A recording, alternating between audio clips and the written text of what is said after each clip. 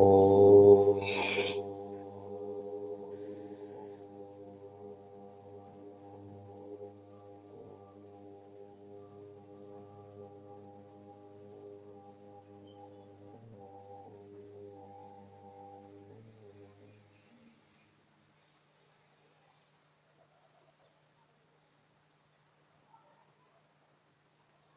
समादरणीय धार्मिक सज्जन वृंद,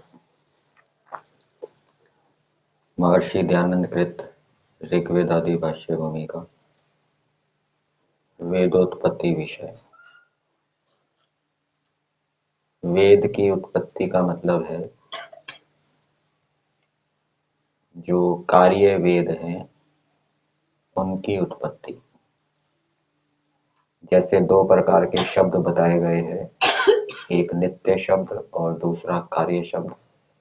इसी प्रकार से एक नित्य वेद है जो ईश्वर के ज्ञान में रहता है, दूसरा कार्य वेद है जो कि परमेश्वर सृष्टि के समय उत्पन्न करता है। कार्य शब्द को हम मुख के माध्यम से उच्चारित करते हैं, उत्पन्न करते हैं। परमेश्वर कार्य वेदों को, क्योंकि परमेश्वर का कोई मुख नहीं है, अपने अनंत सामर्थ्य से उत्पन्न करके ऋषियों के अंतःकरण में प्रेरित करता है। वेद ईश्वर से उत्पन्न हुए, इसमें यजुर्वेद के 31वें अध्याय का एक मंत्र दिया है प्रमाण के रूप में। तस्मात् यज्ञात् सर्वभूता ऋचः सामानि जज्जीरे छंदांसि जज्जीरे तस्मात् यजुस्तस्मात् अजायत। महर्षि दयानंद जी का वेद भाष्य हम देखेंगे, वहां पर जो मंत्र के ऊपर देवता लिखे होते हैं, उसमें इस मंत्र का देवता सृष्टा ईश्वर दिया है। सृष्टा ईश्वर मतलब सृष्टि को बनाने वाला ईश्वर।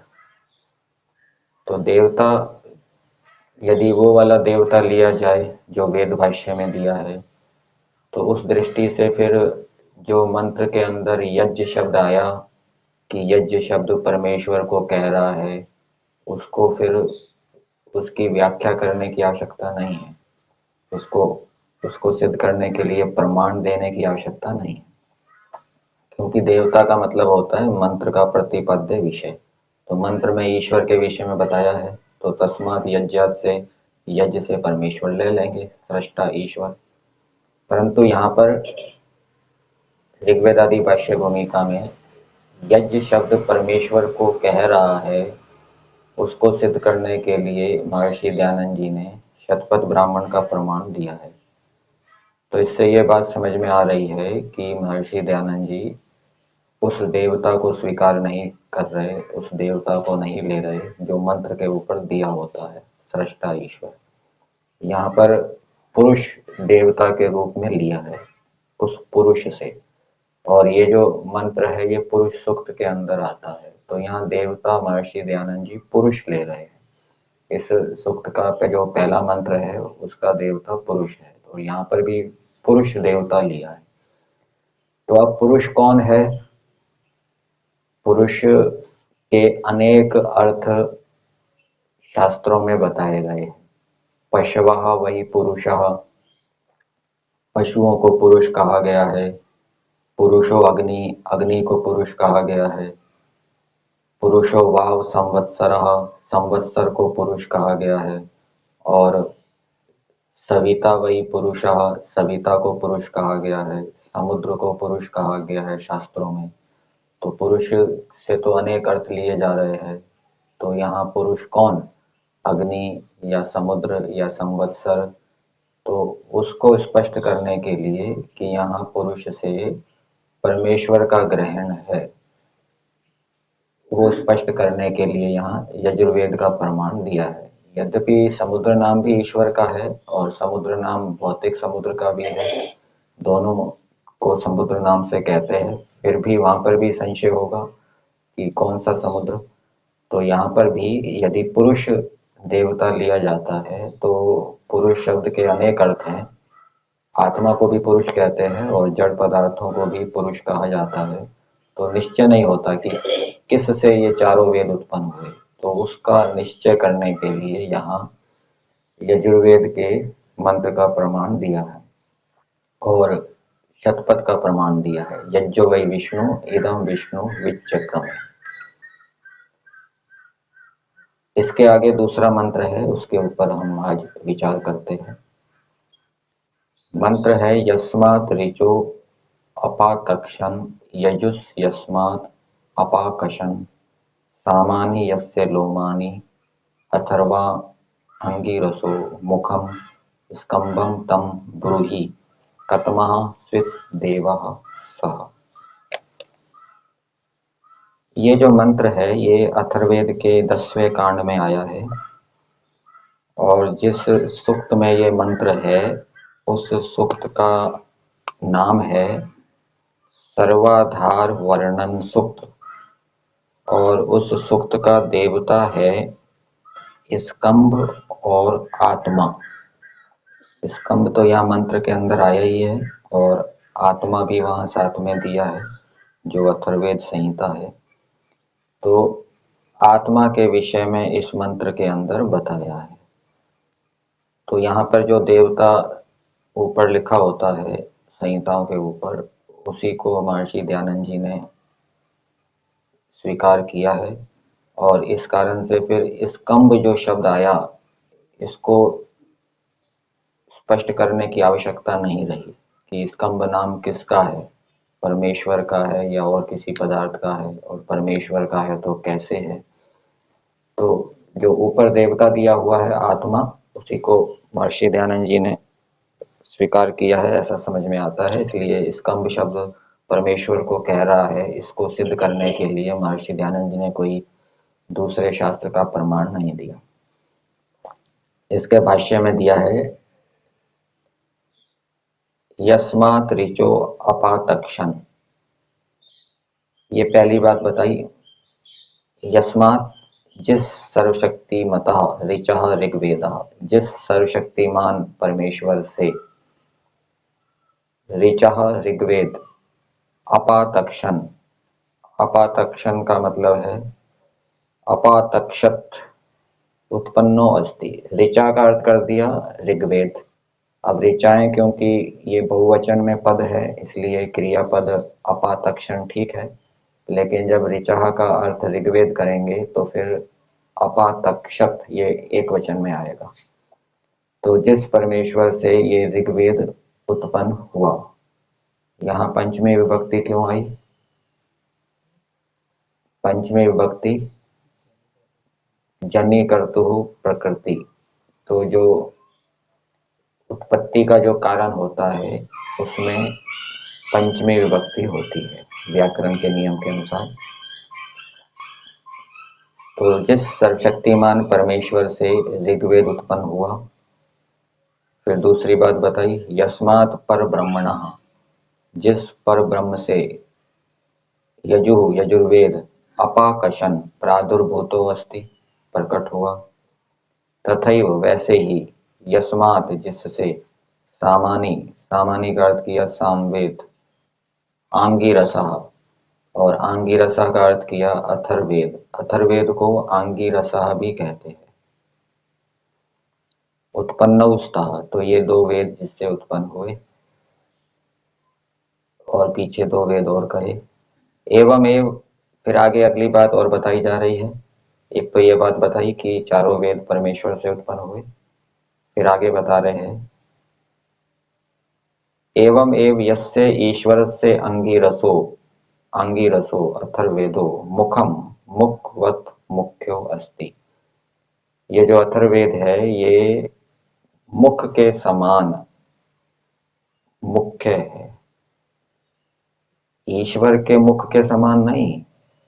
ईश्वर का मुख नहीं होता, मुख के समान। जैसे प्राणियों के शरीर में मुख मुख्य होता है, वैसे ही परमेश्वर का ये जो अथर्ववेद है, ये यस्य ईश्वरस्य अथर्ववेदो, जिस परमेश्वर का ये अथर्ववेद जो है वो मुखम मुख के समान मुख्य है। सामानी लोमानी इव संति, सामवेद लोम के समान है। परमेश्वर के कोई लोम नहीं है, परमेश्वर के लोम की कल्पना कर लो और कहो कि ये जो सामवेद है ये परमेश्वर के लोम के समान है। परमेश्वर के लोम के समान नहीं है। प्राणीधारियों के शरीरधारियों के शरीर में जो लोम होते हैं ना, उसके समान ये सामवेद है। यजुर्यस्य हृदयम, और यजुर्वेद जिसका हृदय है।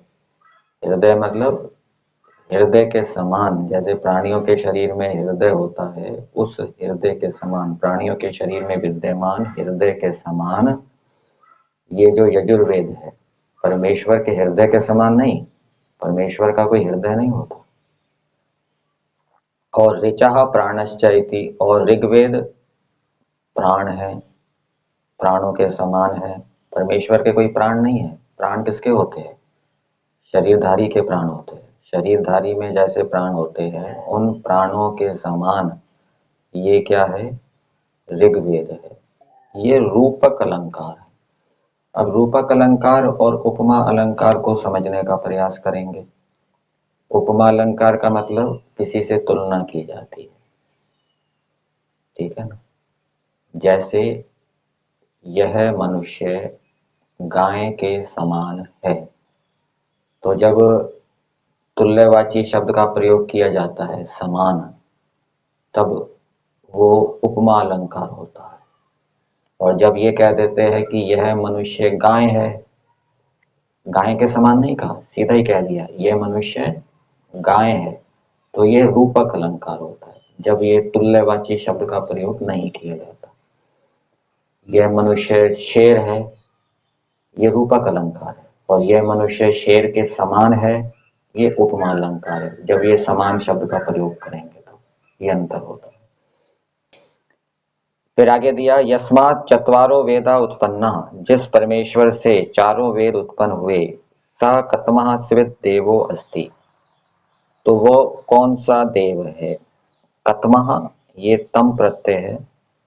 बहुतों में से एक का जब प्रश्न किया जाता है तब तम प्रत्यय आता है। दो में से एक का जब प्रश्न किया जाता है तो तर प्रत्यय आता है।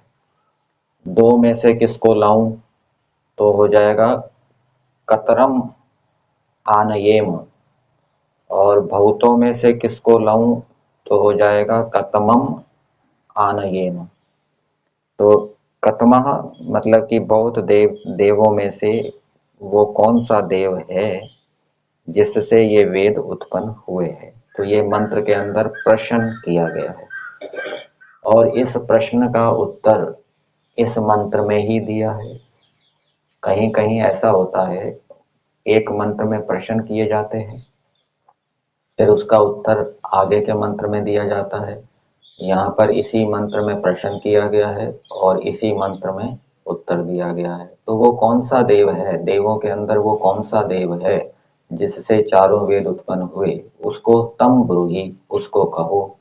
तो उसका उत्तर क्या दिया मंत्र के अंदर? स्कंभ, ये उत्तर है।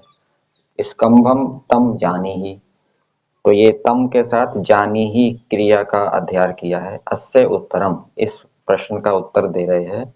स्कंभम तम, तम स्कंभम सर्व जगत धारकम परमेश्वर त्वम जानी ही। तम मतलब उसको तुम स्कंभ जानो। उसको कौन? जिससे चारों वेद उत्पन्न हुए हैं, उसको तुम स्कंभ जानो। और वो स्कंभ का अर्थ खोला, सर्व जगत धारकम, सारे जगत को धारण करने वाला जो परमेश्वर है उसको तुम जानो, अर्थात चारों वेदों को उत्पन्न करने वाला उसको जानो। तस्मात स्कंभात, उस स्कंभ, सर्वाधारात, स्कंभ को खोल दिया, सर्वाधारात सबका आधार जो परमेश्वर है उससे पृथक, उससे भिन्न, कश्चित अपि अन्यो देवो, कोई भी अन्य देव, वेद कर्ता नैव अस्ति, वेद को बनाने वाला, वेद कर्ता मतलब वेद को उत्पन्न करने वाला, नैव अस्ति, नैव नहीं है। क्री धातु का अर्थ उत्पन्न करना भी होता है, क्री धातु का अर्थ बनाना भी होता है। घटम करोति, घड़े को बनाता है या घड़े को उत्पन्न करता है। और क्री धातु का अर्थ करना भी होता है, कार्यम करोति, कार्य को करता है। यहाँ कर्ता का मतलब वेदों को उत्पन्न करने वाला है, ऐसा जानो। अब भाषार्थ में इसका हिंदी भाग में दिया है पृष्ठ संख्या 8 में, दूसरे अनुच्छेद में। यस्मात् ऋचो अपातक्षन्, जो सर्वशक्तिमान परमेश्वर है उसी से ऋचः ऋग्वेद, यजुः यजुर्वेद, सामानी सामवेद, आंगिरसः अथर्ववेद। अथर्ववेद कौन से ऋषि को दिया था? अंगिरा ऋषि को दिया था, तो उससे आंगिरस बन गया, आंगिरसः अथर्ववेद। ये चारों उत्पन्न हुए हैं। इसी प्रकार रूपक अलंकार से वेदों की उत्पत्ति का प्रकाश ईश्वर करता है कि अथर्ववेद। अब ये जो यहाँ मेरे शब्द आ गया ना, ये ठीक नहीं लग रहा। अथर्ववेद मेरे मुख के समतुल्य, ईश्वर का कोई मुख नहीं है, ये मेरे को हटा देना चाहिए, ये ठीक नहीं है। ये होना चाहिए कि अथर्ववेद मुख के समतुल्य, सामवेद लोमों के समान, यजुर्वेद हृदय के समान और ऋग्वेद प्राण की नाई है, प्राण के समान है। क्योंकि संस्कृत भाग में मेरा नहीं दिया, संस्कृत भाग में इतना ही दिया है, यस्य ईश्वरस्य आंगिरसो अथर्वेदो मुखवत मुख्यो अस्ति। वहां ये नहीं दिया मम मुखवत, ऐसा नहीं दिया, तो ये मेरे शब्द ठीक प्रतीत नहीं हो रहा। फिर आगे दिया है ब्रूहि कतमः स्विद देवा सह। अब ये प्रश्न है कि चारों वेद जिससे उत्पन्न हुए हैं सो कौन सा देव है, उसको तुम मुझसे कहो। तो इस प्रश्न का ये उत्तर है कि स्कंबम तम, जो सब जगत का धारण करता परमेश्वर है उसका नाम स्कंब है। तो परमेश्वर के अनेक नाम हैं, क्योंकि परमेश्वर के अंदर अनेक गुण कर्म स्वभाव है और एक एक गुण कर्म स्वभाव का एक एक नाम। तो स्कंब भी परमेश्वर का नाम है। क्यों है? क्योंकि परमेश्वर सारे जगत को धारण करने वाला है। उसी को तुम वेदों का कर्ता जानो और यह भी जानो कि उसको छोड़ के मनुष्यों की उपासना करने के योग्य दूसरा कोई इष्ट देव नहीं है। क्योंकि ऐसा अभागा कोई मनुष्य है जो वेदों के कर्ता सर्वशक्तिमान परमेश्वर को छोड़ के दूसरे को परमेश्वर मान के उपासना करे। तो ये जो दो मंत्र हैं, एक यजुर्वेद का तस्मात् यज्ञात् सर्वभूता ऋचः सामानि जज्जीरे, दूसरा अथर्ववेद का यस्मात् ऋचो अपातक्षन् यजुर्यस्मात् अपाकशन्।